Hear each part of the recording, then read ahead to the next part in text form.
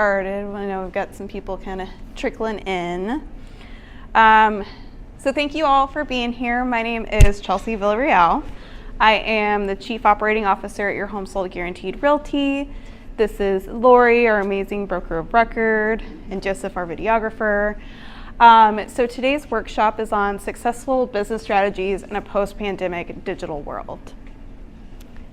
So, 2020, kind of a crazy year. What the heck happened? Like just a bunch of chaos, quarantining, self-distancing, all that kind of fun stuff. So obviously, with the changes that happened, there's some things that are here to stay, and there are some things that are just going to continue to affect, that are going to continue to affect how we do business in the future.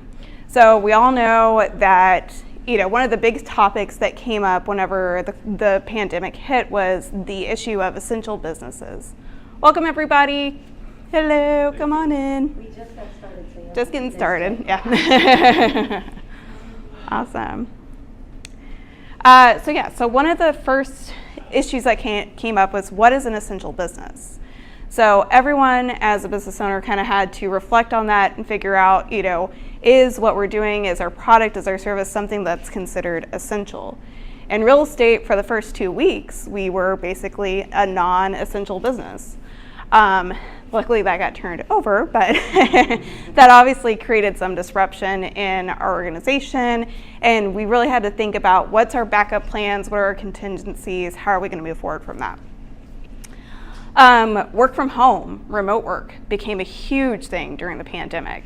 So obviously people wanted to have more of a work-life balance. They wanted to have the opportunity to continue to work on their business, but be able to stay at home with their family, be around the people that they cared about, and obviously not be out in the world during that time. Virtual meetings, that's another thing. That's definitely here to stay. Zoom, we use Zoom basically every single day for every meeting that we have, whether it's a one-on-one with one of our team members, if it's a meeting with our leadership team, a meeting with all of the agents in the company, whatever the case is, we basically use Zoom in everyday life. And then again, just prioritizing work-life balance. So during the pandemic, during 2020, people really got reflective and started thinking about what's important to them. Like, what is their purpose? What are things that they really want to focus on? Hello, welcome. So again, people wanted to do work, do jobs, have a career that meant something to them, something they were passionate about, something that they feel fulfilled in. So again, these are just a few things that are here to stay. Is there anyone else that has any other ideas of things that are here to stay post-pandemic? Telephones? Yeah, I think those have been around for a little while. Yeah, definitely. Awesome. Anything else? Cool. So just some things to keep in mind. Those are definitely some permanent changes that we expect to see. So again, to introduce myself, I'm Chelsea Villarreal. I'm the Chief Operating Officer for Your Home Sold Guaranteed Realty. I was born and raised in Austin, Texas. I am a quintessential millennial. Basically, I kind of grew up and experienced, 2008, 2009, right when everybody was having the huge real estate crash, fresh out of, high school and college, thinking, oh yeah, I could go buy a house, this will be great. And yeah, the whole world turned upside down at that point. I began working in property preservation. That was kind of my first little taste of corporate small business sort of setup, a little bit in real estate at that point. And it was a very small organization, kind of outgrew it pretty quickly and started to decide that I wanted to see what it was like to build a company from the ground up.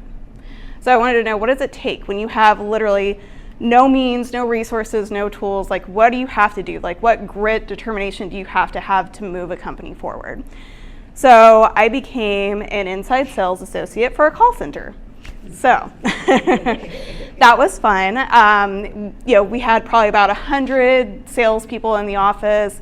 It was very much kind of a crazy frat house sort of environment, and really had to learn pretty quickly to have my own personal systems and processes in place to be successful in that type of organization. there was a ton of opportunity, which I loved. So I could definitely scale up, move into a different position, and really felt like I was able to help move the company forward. That's what was important to me.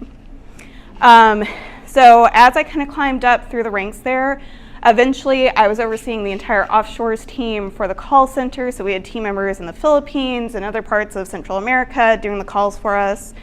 And then the vice president of business development approached me about starting our own call center. And so we started our own startup called Call10 in about 2017. We moved to California in 2018. We had a lot of opportunities with companies like SmartZip, Opendoor, Purple Bricks, some of those iBuyer type of platforms that you guys may be familiar with. But basically we had a lot of opportunity with investors as well. So California was the move for us. Then of course, our friend, the pandemic hit in 2020. And I decided that, hey, I really am passionate about helping people build their business. I was passionate about helping real estate agents close more deals and be more successful in their industry. And I really wanted to find a company that was more of a well-oiled machine, had some infrastructure, had some operations and some processes in place. And basically just wanted to see what I could do to make an impact in something that was already kind of up and functioning, but could scale at a much higher level. So that's when I joined Your Home Sold Guaranteed Realty. I became the sales manager, and so basically my responsibility was holding agents accountable and making sure that they were being successful in the industry. Hello, welcome. So that was in August of 2020. We had 80 agents on the team. We had 15 staff team members. As of now, we have grown that to 200 agents, and we have over 40 staff team members. We've closed over 1,000 transactions in the past 12 months, and we're on track to close over $1 billion in closed sales volume for this year. So definitely scaling and growing at a very high level. Awesome. So one of the reasons why I chose to work with Your Home Sold Guaranteed Realty and why it was appealing to me is that Rudy, our amazing CEO, our visionary, had a very clear objective in mind. His vision, his mission was extremely clear to me from day one, interviewing with them, understanding what the organization was like, to coming to the office in person, really getting to understand how I could help and move the business forward, all the way through today. Everyone in our organization knows exactly what our vision and our mission is. So that's something to keep in mind as you're growing your own organization, as you're growing your own business. What is your vision? What is your mission? And is it communicated to your entire team? Yeah. Yeah. So at Your Home Sold Guaranteed Realty, our vision is to be the best place to work, buy, and sell real estate. And our mission is to help you achieve your heart's desire. So that is one of the biggest pieces that attracted me and is going to attract key people and good talent to your organization is having clarity in your company. So at Your Home Sold, we believe that you marry your mission, you date the model. So as we go through the rest of the presentation, everybody, we're not here to sell you on like one specific organizational structure or anything like that. The main point of today's meeting or today's workshop is to understand that in your organization, in your business, you need to have some sort of operating system in place. Whatever it is, whatever works best for your company, you've got to have an infrastructure. Cool. So basically, today we're going to be talking about the Your Home Sold Guaranteed Realty operating model. So who here has issues? Nobody has issues? Anything? Issues with staff, issues with getting business, issues with... We've got issues. Yeah, we do. But we love solving problems too. So. Any issues? Yeah? Yeah? What's something you're struggling with? I think staff turnover. Yeah. Yeah, that's definitely a very real issue. Clear mission sometimes really helps. We have it everywhere. Yeah. So that everybody's on board. Right? Yeah. Everybody knows exactly what our mission is. Yes. That does help. Okay, so who thinks having issues is bad? Who thinks it's a bad thing to have issues? That's how you learn. Yep. So that's what we believe. We believe that it's good to have issues. Definitely good. And the reason why is that there's opportunity. If you have issues, there's opportunity for you to get better, there's opportunity for you to scale, and there's opportunity for you to solve more problems. If you want to make a lot of money in your organization, you've got to get really good at solving problems and solving big problems. That's where my opportunity came from starting as an ISA in a call center, cold calling people. Hey, do you want to sell your house? Do you want this? Do you want that? No, buzz off, get away from here. To now running the full operations for a real estate team of over 200 agents. Is that you have to get really, really good at solving those issues and solving problems for people. So the good news about this, though, is that studies have been done to show that in any organization, any corporation, whether it's real estate, retail, masonry, any type of business that you own or have, most of the issues fall within only about 6 key components. There's about 6 areas in your organization that usually these issues fall into, and we're going to be talking about those components in more detail and what you can do to strengthen them so that way you can move your company to 10x your business moving forward. So the first part of this is it starts with having the right mindset and the right vision. So we talked about clarity, we talked about the model, we talked about the vision, so you got to make sure that you've got that in mind moving forward. So vision. So these are some great questions if you're not clear on what your vision is for your organization that you can ask yourself to get more clarity on that. So number 1, what are your core values? What are things that are important to you when you think about your company? You think about what you want it to look like. You think about the team members that you have, the staff that you have. What are values that you want those people to have in your organization? Hello, welcome. What is your core focus? What is something that is uniquely you? What is unique to your business, to your organization that sets you apart from someone going to competitor or just not doing anything at all? What's your core focus? Next thing, what is your 10-year target? When you're vision casting, when you're thinking into the future, what do you want your company and your organization to look like 10 years from now? What is your marketing strategy? How do you get business? How do you attract leads? How do you generate deals? You got to have a really good detailed marketing strategy. Next, what is your 3-year picture? In order to hit your 10-year goals, where do you need to be in 3 years to achieve that?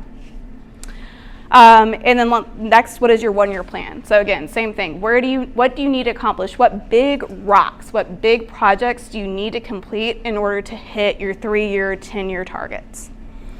So quarterly rocks, like I said, those are your big projects. Those are the things, the huge boulders that are going to move your company forward. They're going to move your business forward. And then what are your issues? You got to get really clear and really honest with yourself. What's not working? Who's not working in your organization? Cool.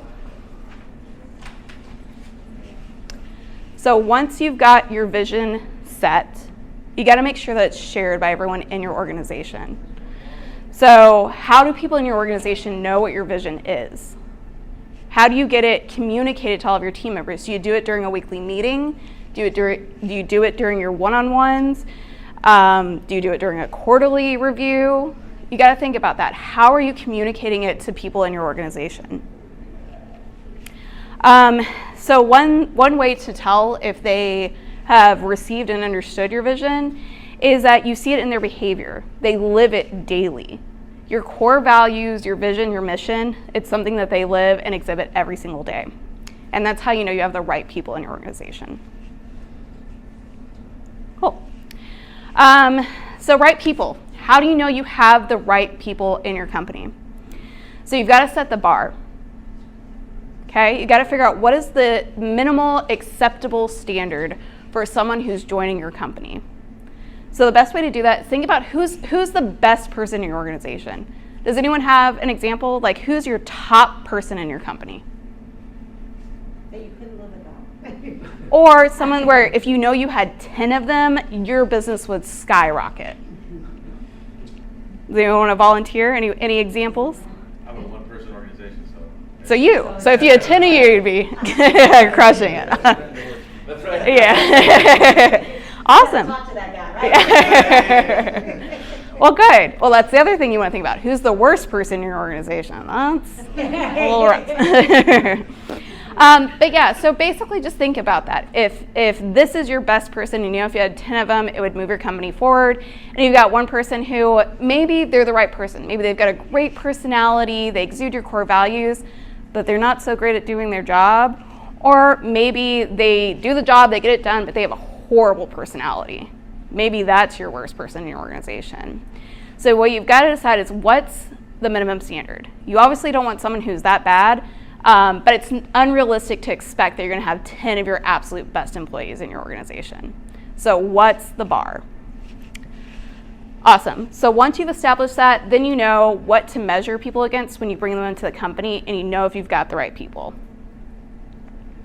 So once you've done that, you got to make sure that you've got your right people in the right seats in your organization. So right seats means that this person is living to their unique ability. And what we mean by that is that my PowerPoint is going to stop working. I know.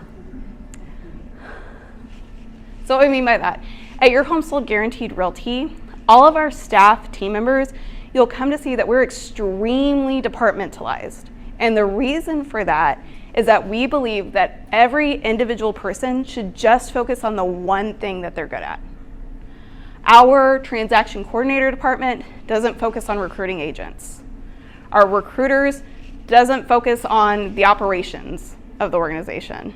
Our operations team doesn't go out and sell real estate. So everyone just focuses on the one thing that is uniquely successful and important to them. That's their unique ability.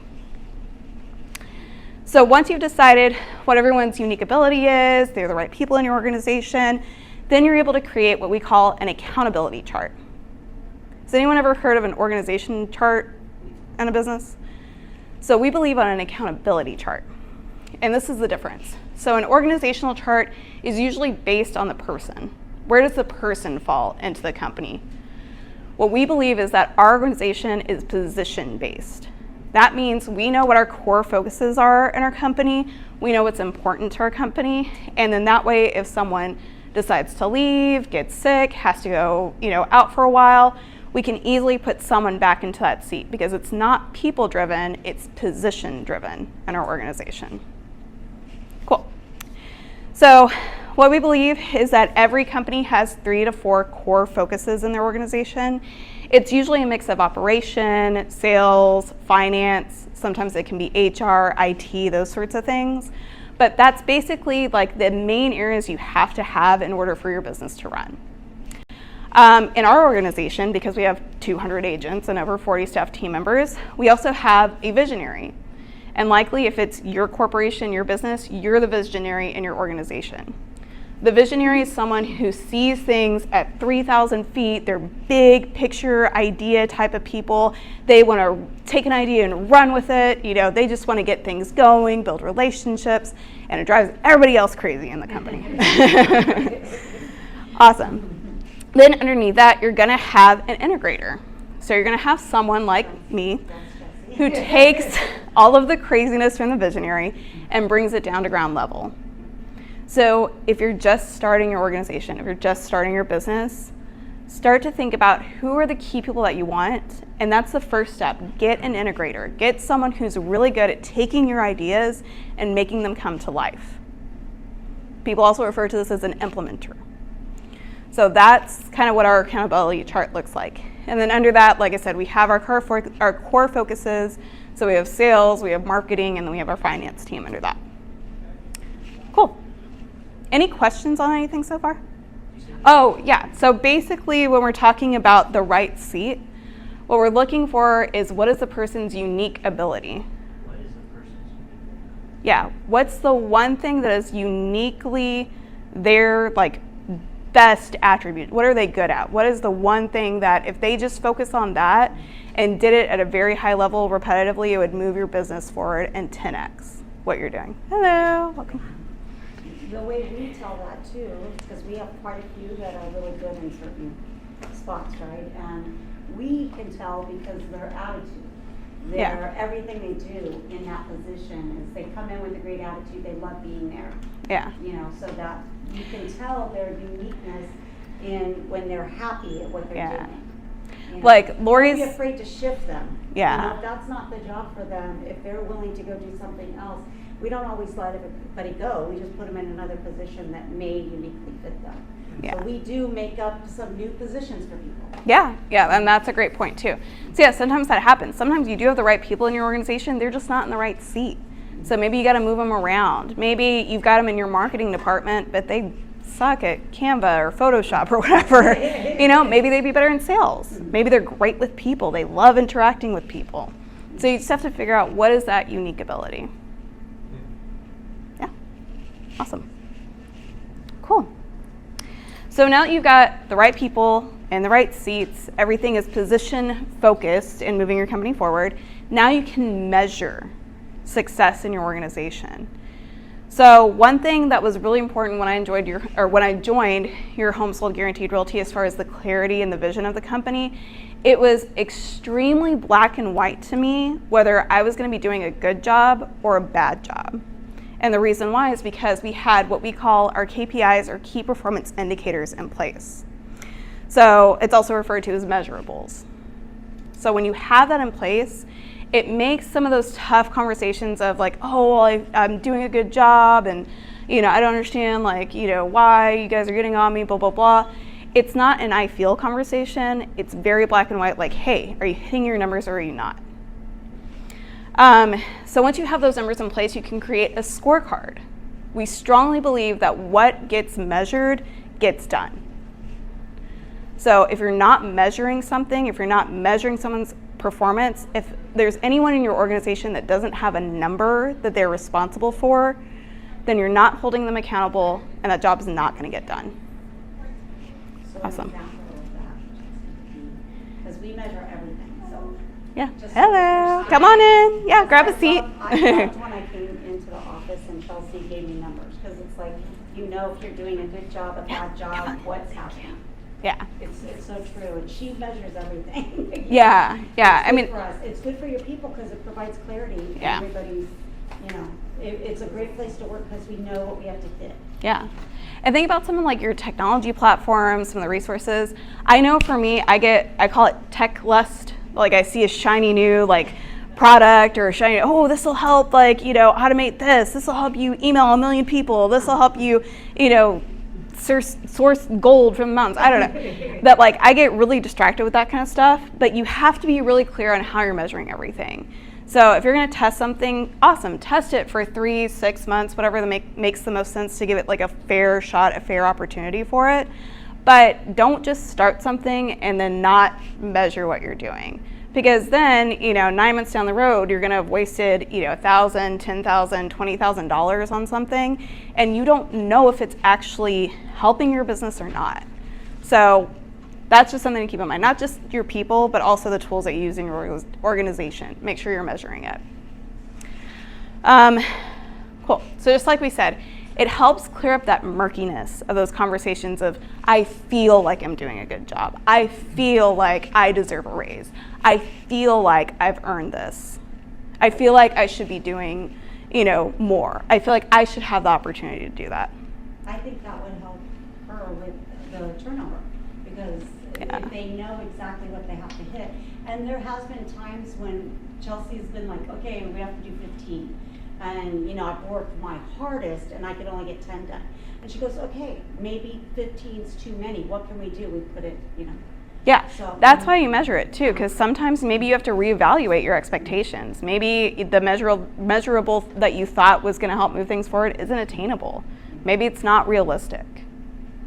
So, cool. So yeah, so measurables. So like I said, I mentioned KPIs earlier, key performance indicators. So again, that helps build clarity in your organization. To be unclear is to be unkind. So if you have really high expectations of the people in your company, or really high expectations of yourself, you've got to get really clear on what those numbers are. So all of our agents understand that they're, basically for our team, just to give you guys a real life example, all of the agents on our team receive live connections of buyers and sellers wanting to connect with them through their phone, through a text, through a call every single day. And basically that's great for agents that join our team, but we have to hold them accountable for that. That's a huge investment on the company's part. So they know that they have to be picking up their phone at least 80% of the time when those calls are coming in. When they get connected with the lead, they've got to be scheduling appointments with 70% of them. Then once they start showing them properties, meeting with them over and over again, they've got to be doing that for half the leads they get connected with, and then they've got to follow our systems. We have a proven process in place. We have a proven successful buyer system, seller system, and they have to follow that. And if they do, we know the expectation has been proven to show that they'll get a 10% offer rate, 10% conversion.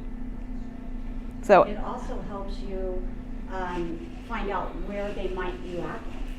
yeah. Because they're good. Maybe they always meet. Maybe they always show, but they haven't wrote any offers. Like, Yeah. So when you set those up, it will tell you where the people are struggling, and then you can help them. Yeah, that's a great point. So that's what provides clarity, is understanding where your opportunities are at. Like, where are you falling short? And it could just be, it may not be a people issue, it could be a process issue. Maybe there's something you need to change in your systems. Cool. So, issues. So, we already discussed that issues are not bad. It's good to have issues, because issues create opportunity in your organization. So, if you want to get really good at solving these issues, we believe in a process called IDS. So who here has been in a meeting at their company or their business, and basically someone talks about an issue and you talk about it and talk about it and talk about it, but you feel like at the end of the meeting, nothing's been resolved. There's no solution. There's no action that you're going to take from that point, right? So what we believe in is you identify the issue. What's the root cause? Why is this an issue? Then you discuss with the key people in your organization. So not everybody, not all of our 200 agents, not all of our 40 staff. We discuss it with our leadership team. And then once we do that, we solve it to make sure it never becomes an issue again. That's what you want at the end of that meeting. Awesome. So processes, we just talked about this. So you got to make sure that all of your processes are documented. So who here has had like a meeting or a conversation where you're like, oh, we should do this. Oh yeah, that'd be awesome. Oh, you know what, we could really use this. And you talk about it, and nothing ever happens. Yeah? It's because it's not documented. So you've got to get really good at that. So what we believe is that a process is just a series of checklists. Just keep it really simple.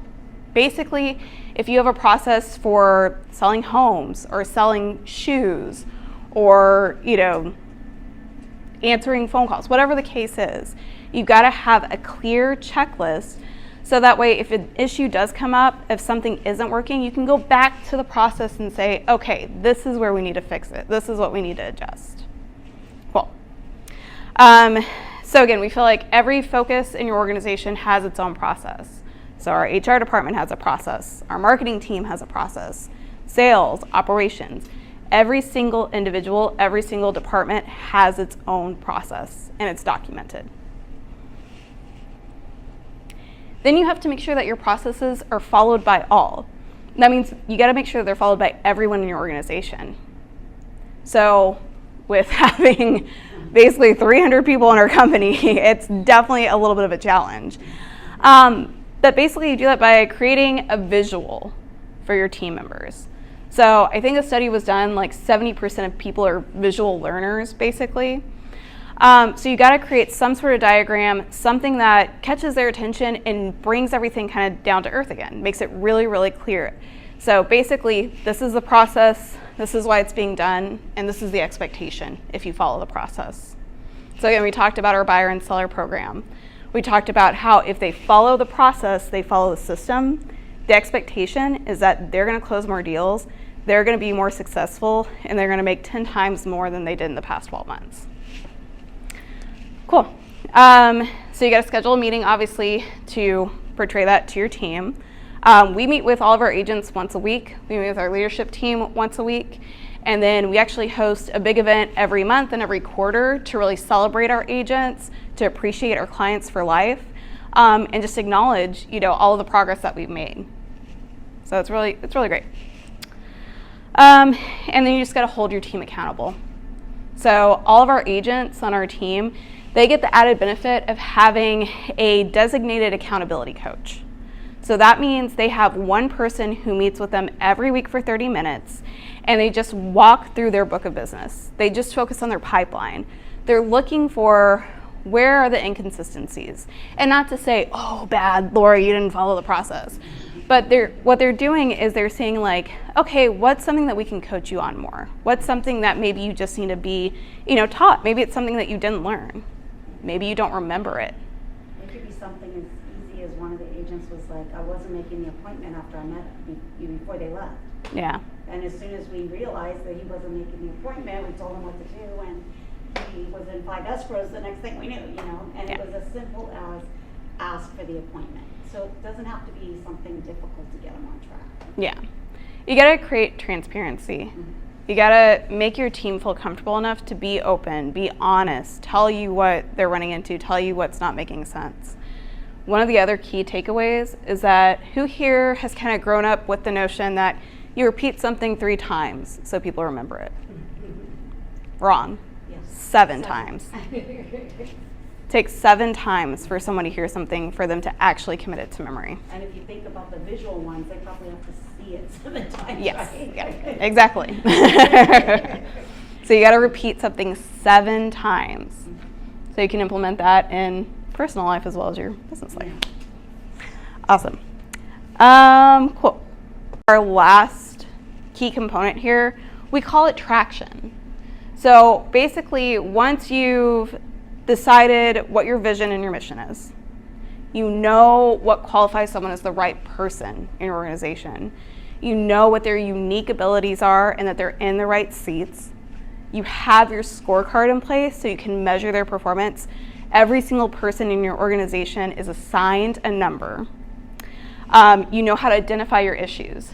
You know where your opportunities are. You know how to discuss it. You know how to solve it. You got your processes documented. They're followed by all. Then what you're going to do is you're going to continue to move your business forward with traction. So one of the big pieces of traction is having your rocks. So a rock is a big project. For me, one of my big rocks is making sure that our agents utilize our preferred vendors 70% of the time on their transactions. So that means I've got to make sure that our vendors are coming to our events, they're promoting themselves, they're coming to our meetings, they're building relationships with the agents, they're building trust. Our agents feel confident and comfortable in utilizing their services. So that's a big rock of mine, is making sure that 70% of the time they're using them on their transactions. So this is something that you review every 90 days. And if you're able to accomplish it, you're able to complete your rocks in 90 days, it's going to move your company forward. So the way that you do this is you basically take your issues list. Now that you know how to identify your problems, you're going to create a list of everything that's wrong, everything that you need to improve, everything that you want for your company or you want for your organization. So you're going to write all that down. You're probably going to have about 40 to 50 things on that list. So then what you're going to do, or if you're just kind of starting your organization, it may be a little bit smaller than that. But basically, once you've put that list together, then what you're going to want to do is you're going to narrow it down. And we do that by a method called keep, kill, combine. It's not some weird Xbox game or anything like that. So basically, you keep the items that you know are 100% important to you. You've got to get that taken care of. You combine anything that's similar. So if one of your issues is that we need to, build 100 pairs of shoes in the next 90 days, and we need, basically 100 pairs of shoes to, go to this event. That's something that you can combine. Basically, they're the same thing. So anything that's similar, you want to combine that. And then kill is anything that's just not that important, or realistically, you're not going to be able to get it done in 90 days. So those are some of your bigger, longer term issues. So once you've done that, you've narrowed it down to your rocks. What are the things that are most important to you to accomplish in the next 90 days? And when you write those down, you want to write them SMART. So a SMART rock is something that's specific, measurable, attainable, realistic, and timely. So it's not just going to be like, oh yeah, I want to hire more agents to our organization. No, that rock is I want to hire 1,000 agents in our organization by the end of 2024. Because right now the issue that we're facing is we have an overflow of leads and buyer and seller clients and not enough agents to help support them. So that's a very specific rock. And then once you've identified what those rocks are, you have to assign ownership. You have to make sure there's one person in charge of that issue. And it cannot be more than one. And the reason why is that when multiple people are responsible for an issue or a task, no one's responsible. Who do you go to? Who do you discuss that issue with if it doesn't get done? That's why it's got to be one person. Because if it was Chelsea and I think she's doing it, she thinks I'm doing it, and then it doesn't get done.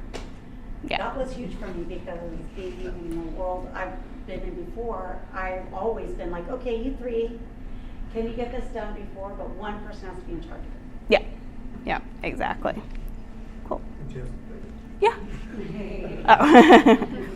Awesome. And then lastly, you guys, the way that you kind of bring this all down to the ground and you implement it in your organization is you meet with your leadership team. Have a weekly meeting with them. Me, Lori, our leadership team, we meet every Monday, 12 p.m. to 2 p.m. or like 1:30 p.m. And we start on time, end on time every single week. It never changes. We know unless it's like a death or, something crazy, we're always there for that meeting. That's what I like about Chelsea. She has set up the system in our office that everything we plan, any training, it's always the same day, same time. So that way no one gets confused. Oh, well, last week it was Wednesday, this week it's Tuesday. So she set that up. It makes it so nice, and that's a lot of clarity.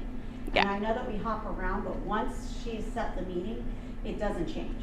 We don't go, oh, Fridays are better for half the people. Nope, everybody's doing it on Monday. That's when it is. If you can't make it, Yeah, and the I right love it. the right people in your organization will prioritize it. And they're all there because they know they have to be. Yep. It's not if you can make it. We joke because we say if it's only a death and it better be yours. No. Just kidding. We're not unreasonable. No, we're not. We just joke about it. But no, we do have some people miss occasionally, and we understand their vacation or they get sick. But Yeah. just kidding. Yeah. But basically in that meeting, so the main things you're focusing on is one, you share good news. You want to keep it positive. You want to keep it happy. You want to celebrate what's going on in your people's lives, So one thing business related, one thing personal.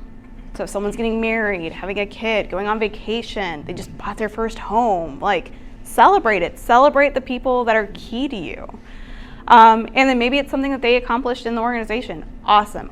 Always highlight good behavior. Good behavior, things you want to highlight, things that are good, you blast it everywhere to everyone in your company. And the reason why is, it makes that one person feel really, really good, but it also shows all of your other team members what a good behavior looks like. It reinstates what you want from everybody else in your organization. One thing we started doing on Zoom that I noticed was really helpful, we started asking, questions or just doing, it's hard in today's world to have some fun around the water cooler anymore because we're all on Zoom. So just asking them, can you tell me what is the one thing that you would like to do, and make the world a better place? It just started out little things like that. The next thing you know, we're doing this 2 or 3 times, everybody's laughing, we're all so much closer. Oh yeah. And it's just because okay, what's something that you do, that you've done in your life that you've never told anybody? I mean, they'll tell you good things, Yeah, you don't know everything. We found out such wonderful things about our people and such kind that you look at them in a different way. You're like, one of our ladies is trying to build an orphanage. It's Yeah. oh my God, how can you not look at that person differently and not want to try to help them? So that's one of the things that we do. We bring to the meeting something good? What's something you do different? What's something you like to share? Yeah. I try to do a stupid little joke. I love to do, you know, we've done trivia, just anything to make everybody laugh and closer. Yeah. Yeah, and you learn how to incentivize your people too. You know what's important to them. You know what's going to make them feel like really good. You know, one of the biggest things that I've learned outside of all of this is that everyone thinks, oh, more money is going to make people happy. No, it's what does money do for them? You know, what are the opportunities that they wouldn't have? What is something that you can give them that means something to them? One of the things we did was, what would be your bucket list? What's one thing on your bucket list that you'd like to do? I tried to get Chelsea tickets, but they stopped the concert. No, but it's like, and then you get to know the people, like what's important to them. Yeah. When you connect with them, it's really, you know, it just, they know you care. Yeah, exactly.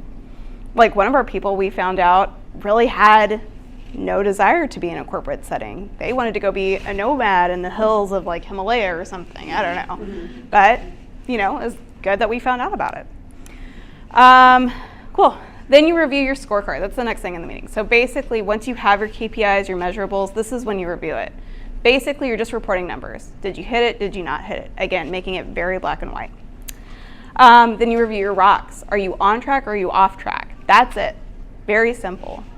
Are you doing what you need to do to get there in the next 90 days, or are you falling behind a little bit? Anything that isn't hit on your scorecard or your rocks, you drop it down to your issues list. So basically at the end of the meeting, that's when you're going to IDS those issues. You're going to identify, discuss, and solve them. You review your to-do list. So every meeting you're going to have action items, things that need to be accomplished. And then people headlines, just highlighting people in your organization. Could be because they did an awesome job, or maybe it's just something that everyone needs to be aware of. We always review all of our agents, we review our vendors, our staff team members, and we just check in and to see who's someone who was just an absolute rock star this week, or who's someone that, you know, maybe there's some opportunity to coach them or help them, you know, to be more successful. But yeah, so basically we believe that, you know, if your scorecard is really strong, your rocks are really strong, you've got the right people in the right seats, all that kind of good stuff, then you can bring your company up to a level 10. And a level 10 means that you have moved your company forward, you've 10x'd your business, you're hitting all of your goals and all of your objectives to hit your 1-year plan, your 3-year plan, and your 10-year target. And that's what it's called, level 10. Awesome, guys. So that's pretty much everything as far as our presentation today. So again, this is our Your Home Sold Guaranteed Realty operating model. These are the business strategies that have made us successful in the last 2 years to double our team and to get us to almost over $1 billion in closed sales volume.